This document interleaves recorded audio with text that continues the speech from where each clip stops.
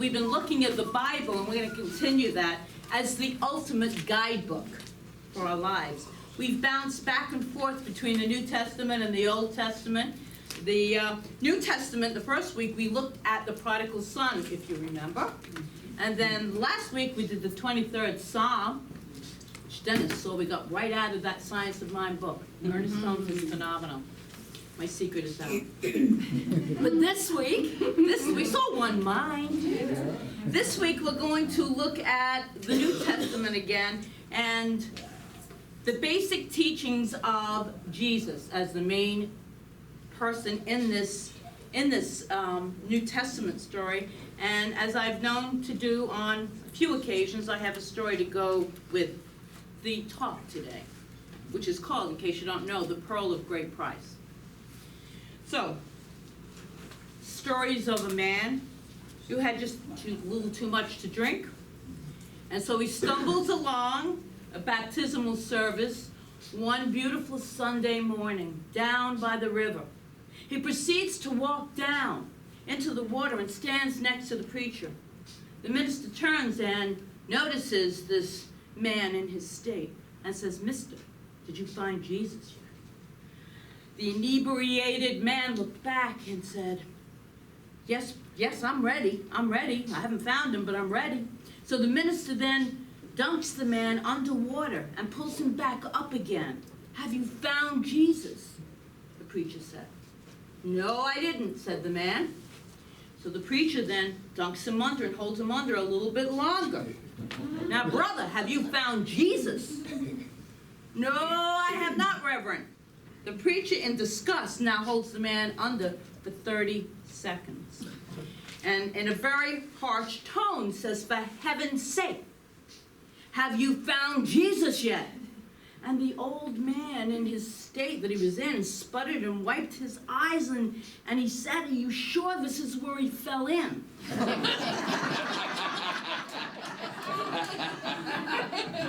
know how that was going to go over, but like to have a little laughter and joy, right?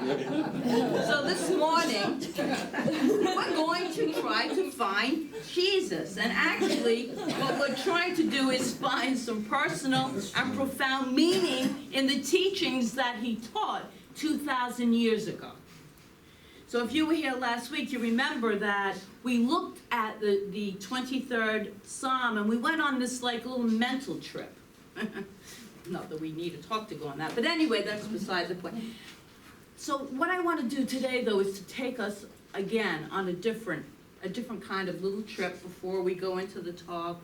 And so I'm going to ask you to go somewhere in your imagination with me, but you'll remain present. Last week we went off somewhere. In the here and the now. Stay in the present time. So in today's mental trip, I want you to imagine that you live in farm country and you're out walking in the field. And I want this to be real. So has anyone here grew up on a farm? Really? No one? Not one person? All right, so I imagine, I'll go back to Ireland, if my daddy grew up on a farm, and it's Father's Day, so we'll celebrate good old daddy from Ireland. And I would say it's lush green grass, okay? So we'll go there. So think about that then. Think about walking on the fields in this lush green grass. Maybe there is a stream or something going down this field. So you're walking in this field and you walk over to a neighbor's field, experiencing this beauty of this lushness, this greenness. And so you come across something that you find very interesting. And that something has been hidden there for a while. And so being extremely curious individual that you are, you investigate. And sure enough, you find a great treasure hidden in this field. Now this is a treasure beyond description. A treasure more valuable than anything you have conceived of. And in addition to being a very curious person, you are also an honest person. And you know that you do not own this field in which you found this treasure. So therefore, you just can't take this treasure. But boy, would you like to get it. You would really like to get your hands on this treasure. And so you tuck it neatly back where you found it, and you go home. And you figure out what to do. You decide the only way to really have that treasure is to buy the field that it is buried in. And so you go to the owner and you ask him, how much would he sell the field for? And he gives you a price. Well, you don't have that much money on hand, but you figure out that if you sell every single thing that you own, you might just have enough money to buy that field and then take rightful ownership of the treasure, which is much, much greater than anything that you have. And so this is precisely what you do. So one more imaginary trip. Imagine for a moment that it is your vocation to buy and sell precious gems, particularly pearls. And you have been on a hunt your entire life for the most perfect, magnificent, iridescent, perfectly rounded pearl. And you'll know it when you see it. Then one day you are looking at a vendor's loose pearls, and you find it. You find the absolutely perfect pearl. And as you can imagine, this pearl is very expensive. So in fact, it is so expensive that you're going to have to sell every single thing you own in order to purchase it. So in this scenario, just like the other one, you go home and you count up all that you have and you sell it. You sell it so that you can have enough cash to buy this perfect pearl. But you have to liquidate everything that you own. This is the pearl of great price. Well, according to the master teacher, Jesus, you have just imagined in each of these scenarios the process for entering the kingdom of heaven, which we believe in Science of Mind, is a place in consciousness. It's a place in consciousness where we realize our oneness. That's the true heaven, realizing that oneness, really connecting with it, remembering it. And so you live in a state of harmony, of peace, of joy. You know, maybe you've had a glimmer of that, and maybe you're in that quite a while, because that is heaven. And here's what he said, Jesus said in Matthew chapter 13, verses 44 to 46. The kingdom of heaven is like a treasure hidden in the field, when a man discovered and hid, and because of which a man discovered and hid. And because of his joy, he went and sold everything he had and bought that field. Again, the kingdom of heaven is like a merchant seeking good pearls. And when he had found one pearl of great price, he went and sold everything he had to buy it. So it sounds like the two parables and this story are pretty straightforward. That in order to experience the kingdom of heaven, in order to experience our oneness with God, in order to be in that state of harmony with the divine, then we have to get rid of all of our earthly possessions. In the parables, we are told to sell it all, to get rid of it. Couple that interpretation then with the interpretation of the rich young ruler who comes to Jesus and asks him how to get into the kingdom, which he wants to really do. And Jesus said, you have to sell everything that you own. And he couldn't do that, so he walked away. And then Jesus said his pretty famous line. It is easier for a rope to pass through the eye of a needle, or a camel, than for a rich man to enter into the kingdom of God. No wonder so many of us have spiritual hang-ups about money, if this is what we grew up learning. No wonder we have the secret belief, possibly deep down in the subconscious, that we are not spiritual if we desire material possessions. No wonder so many of us live in financial and material want with a belief system that is operating like that. How can you thrive? How can you have an abundance consciousness if this is really the true interpretation of the Bible? I don't believe it is the true interpretation of this master teacher, Jesus' teachings. I just do not believe it is true. Because this interpretation leaves out some really important concepts that are inherent in each of these stories. And in the case of the rich young ruler, there is a key word that until I read it in my Lambs of Bible, I never knew it was really there. Different Bibles have different interpretations.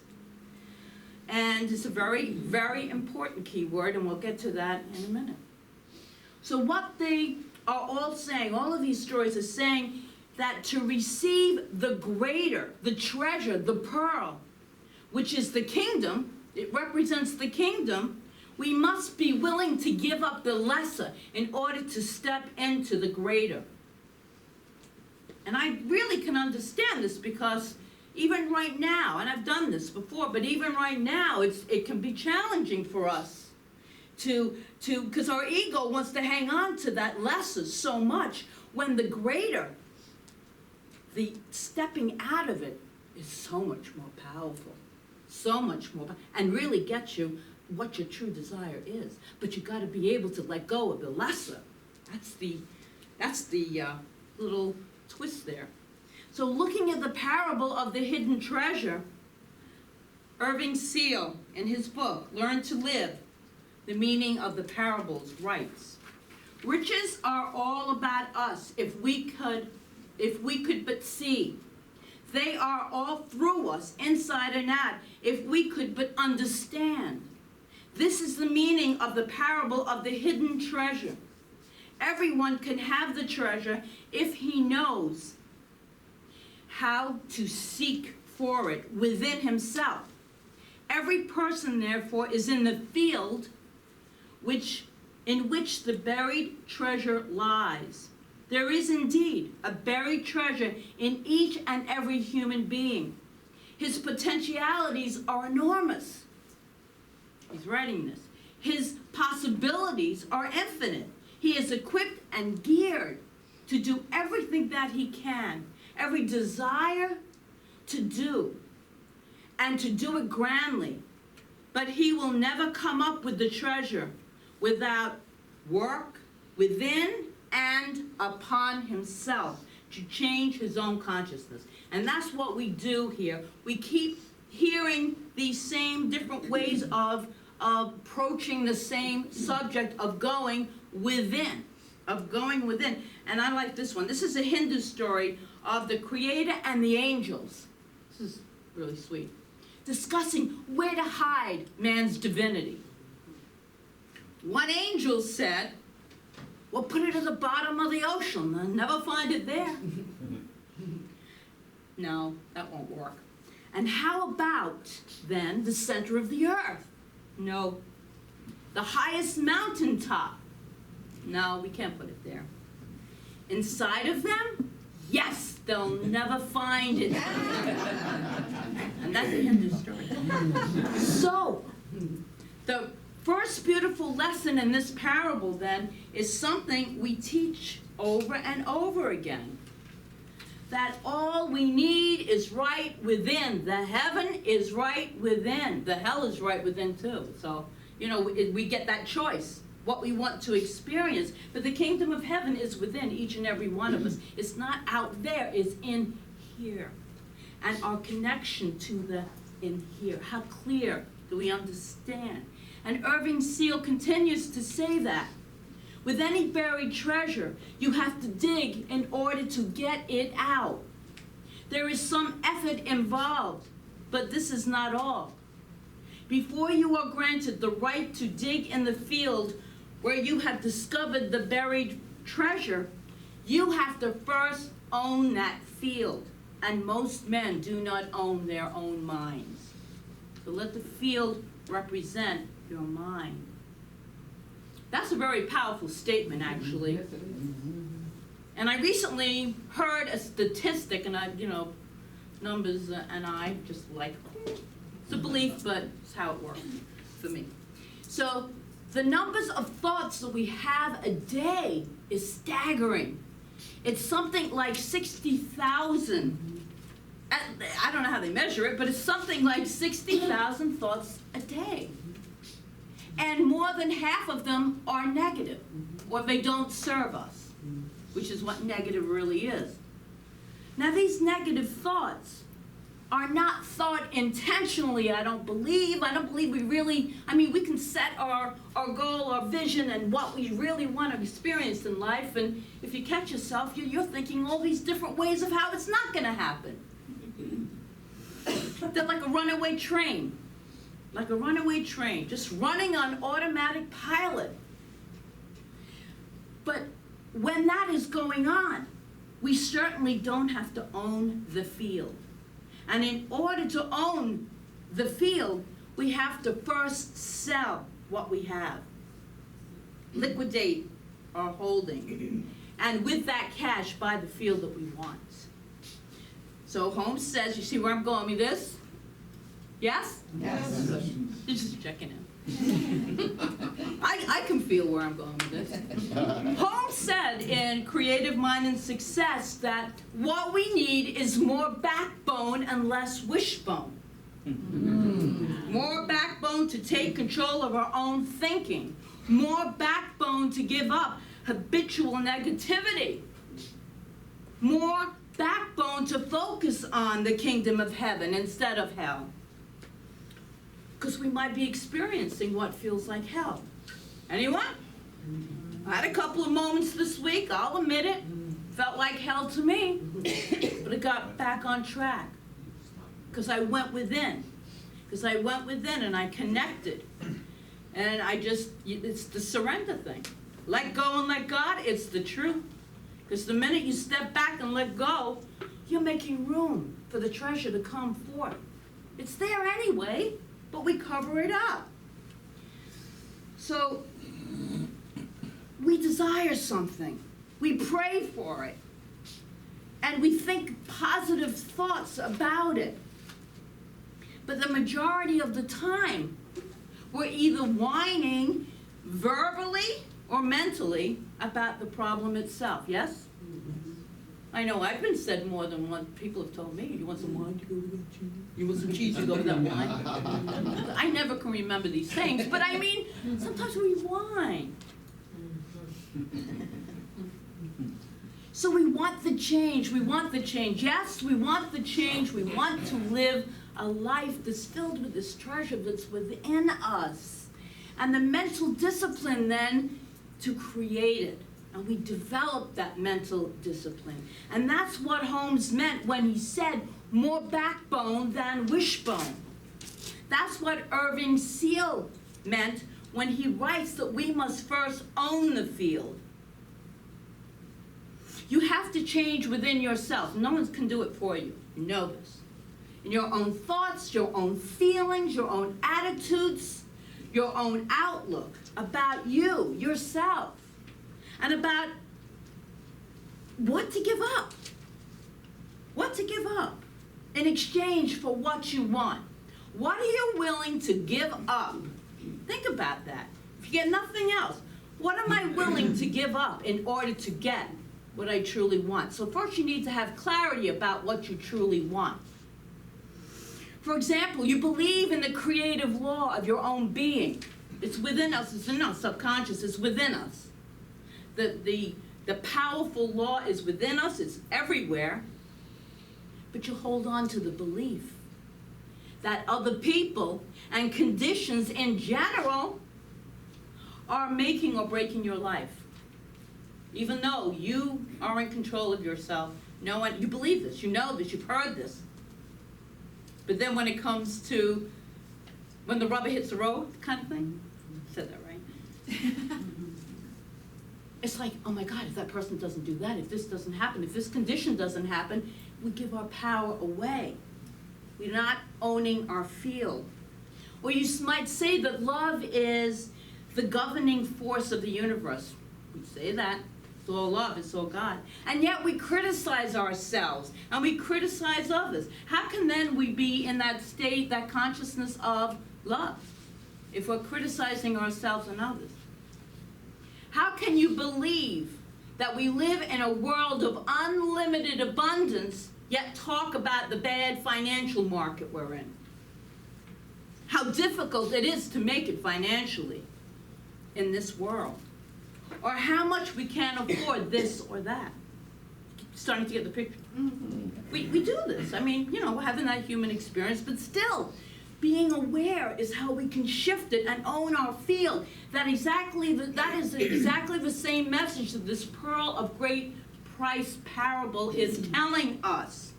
And I think Jesus just wanted to say the same thing in a different way to appeal to different people in order to attain that which is of greater value. You must give up the lesser.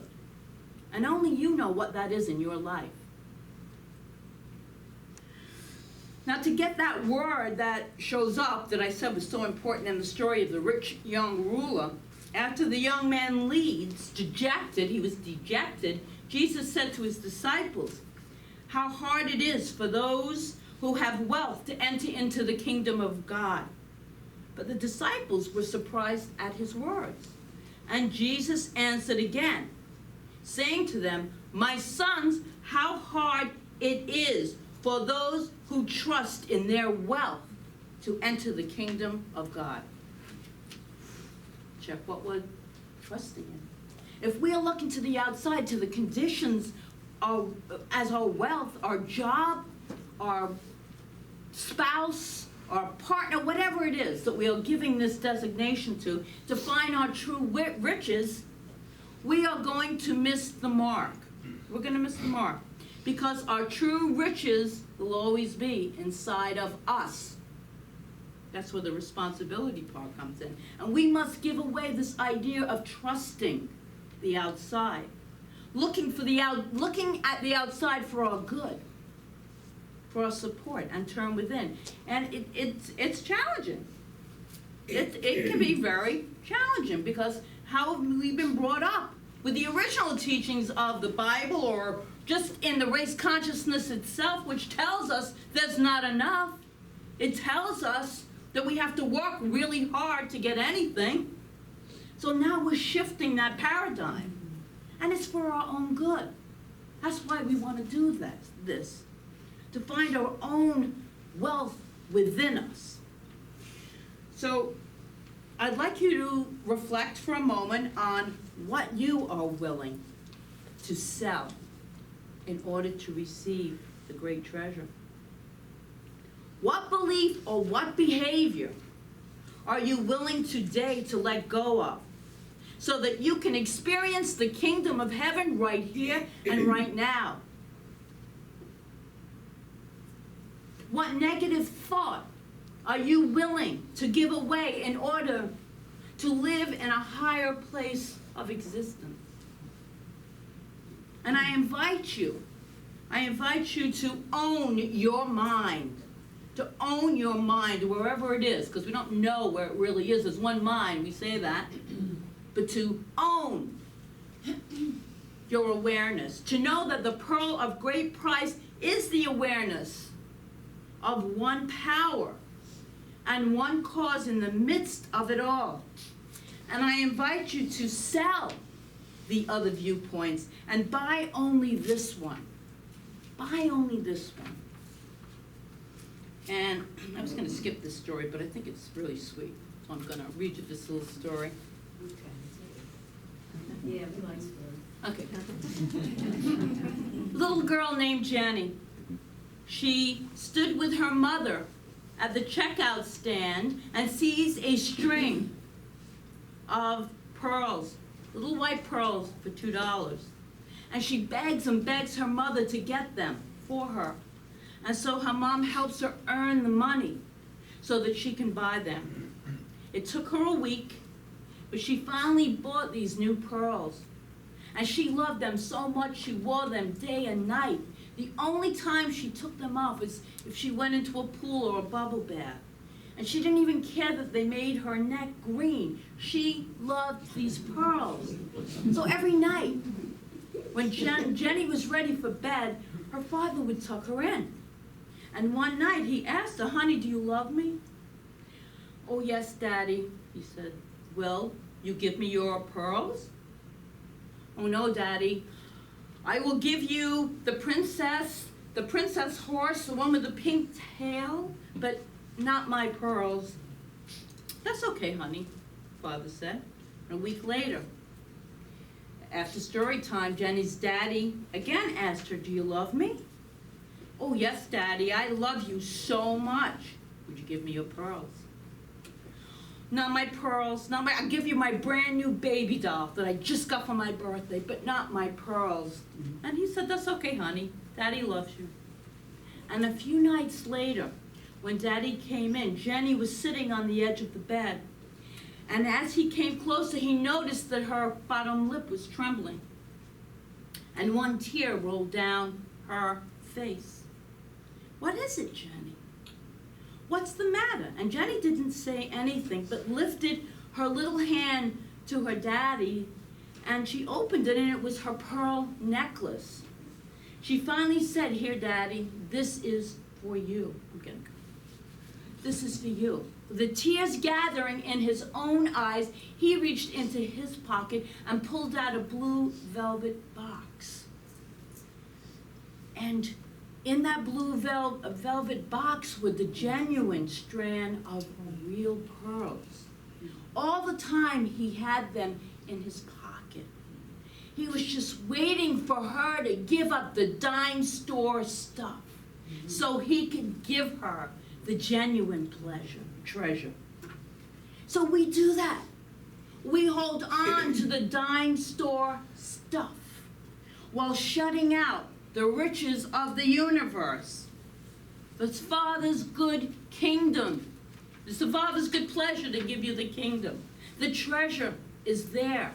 The universal life force is there holding beautiful, huge, grand ideas when we give up the little. So what I do then today is I invite you to turn with them because your treasure awaits you. So it is. So it is.